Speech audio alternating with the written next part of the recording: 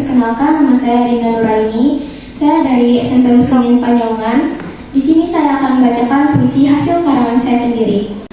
Berjudul Cahaya Semesta. Di bawah pohon rindang yang tua, seorang gadis duduk tenggelam dalam kata. Jendela semesta di dalam pangkuannya, membuka dunia di luar realita. Daun-daun berbisik pelan bersama angin, seolah ikut membaca dan ikut memahami bahwa di balik halaman yang bergulir, hiduplah pengetahuan yang sangatlah luas. Sumber pengetahuan bagaikan cahaya semesta yang begitu indah dan bermakna.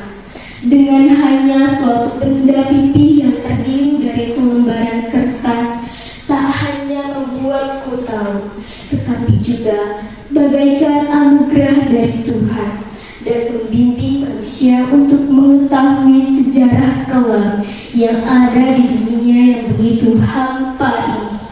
Sekian dari saya. Assalamualaikum warahmatullahi wabarakatuh.